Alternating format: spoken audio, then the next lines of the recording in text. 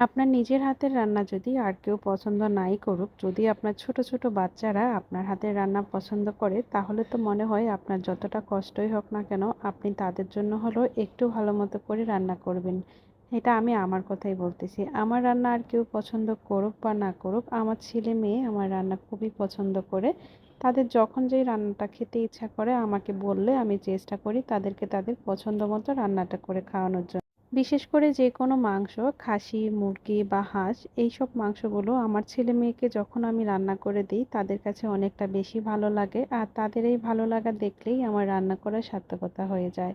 আজকে যেমন আমি ওদের জন্য এখানে একটু খাসির মাংস রান্না করতেছি। পরিমাণে বেশিটাই নিয়ে নিলাম যাতে করে একদিন রান্না করে ওদের জন্য একটু রেখে দিতে পারি। আর মা হওয়ার পর এখন একটা জিনিস তো আমার কাছে মনে হয় যে, যে জিনিসটাই রান্না করি সেটা যদি বাচ্চারা খেতে পছন্দ করে নিজেরটা না খেয়ে ওদের জন্য কিভাবে একটু তুলে রাখা যায় সেটাই চেষ্টা করি। তো এখানে আমি ১ কেজি পরিমাণের মাংস নিয়ে নিলাম খাসির মাংসটা। এখন এখানে এক এক করে সব বাটা মসলা আর গুঁড়া মসলা দিয়ে এটাকে মেখে রেখে দিব।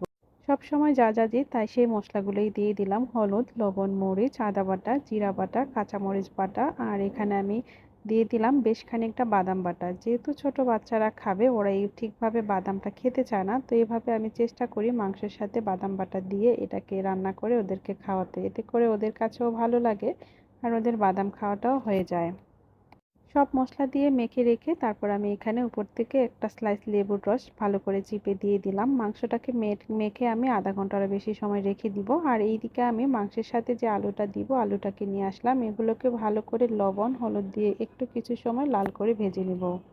বাসায় যখনই মাংস রান্না করা হয় তখনই আলুটা দেওয়া লাগে, কারণ মাংসের থেকেও মনে হয় সবাই আলুটাকেই বেশি পছন্দ করে। পরে দেখা যায় যখন মাংসটা থাকে না বা মাংস শেষ হওয়ার আগেই আলুটা শেষ হয়ে যায়, বারবার সবাই আবার মাংসটাকেই না খেয়ে আলুটাকেই খোঁজে। ওই তেলেই আমি এখানে পেঁয়াজ কুচি আর এখানে ২টা শুকনা মরিচ, এলাচ, দারচিনি ফোড়ন দিয়ে পেঁয়াজটাকে হালকা করে একটু ভেজে নিব যতক্ষণ না এর থেকে এর কাঁচা গন্ধটা যায় ততক্ষণ। তারপর পেঁয়াজটা যখন ভাজা হয়ে যাবে আমি এখানে আগে থেকে যে মাংসটাকে মেখে রাখলাম সেটাকে দিয়ে দিব। আমি কিন্তু এখানে আর রসুনটা দিব না, আমি রসুন বাটাটা মাংসের সাথে দিয়ে দিলাম। মাংসের সাথে যদি রসুনটাকে বেটে দেওয়া যায় আর এভাবে মেখে রেখে দেওয়া যায় তাহলে কিন্তু সেই মাংসটা খাওয়ার পরে বা রান্নার পরে অনেক বেশি ভালো লাগে, কারণ রসুনের ফ্লেভারটা যখন মাংসের সাথে মিশে যায় সেটা অনেক বেশি আমাদের কাছে তো ভালো লাগে।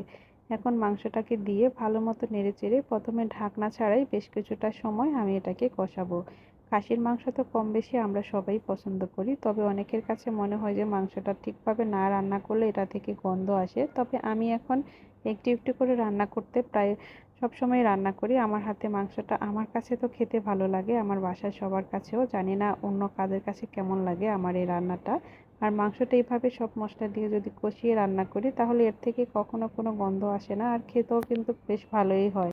ঢাকনাটা দিয়ে ঢেকে আমি এটাকে কষানোর পরে এখন ঢাকনা খুলে এতে আগে থেকে যে আলুটা ভেজে রাখলাম আলুটাকে দিয়ে দিব। দিয়ে আরও বেশ কিছু সময় মাংস আর আলুটাকে ভালো করেই কষাবো, ঢাকনা ছাড়া কিছু সময় কষাবো, তারপরে আবার ঢাকনা দিয়ে আরেকটু সময় কষিয়ে নিব। মাংসটা যেহেতু একটু শক্ত হয় এই জন্য যতটা ভালো সম্ভব এটাকে কষানো যাবে খেতে ততটা বেশি ভালো হবে আর অনেকটা নরম হয়ে আসবে। ঢাকনা দিয়ে কষানোর পরে আমি এখানে ঢাকনাটা তুলে আর একটা জিনিস দিয়ে দিলাম, সেটা হলো তরল দুধ। দুধটাকে দিয়ে ভালো মতো নেড়েচেড়ে মাংসের সাথে মিশিয়ে নিয়ে এটাকে আরও বেশ কিছু সময় আমি চুলাতে রেখে দিব। মাংসটা এক এক দিন আমি এক একভাবে রান্না করার চেষ্টা করি, কারণ সব সময় একভাবে রান্না করলে দেখা যায় যে একঘেয়েমি ভাব চলে আসবে আর এই মাংসটা খেতেও ভালো লাগবে না।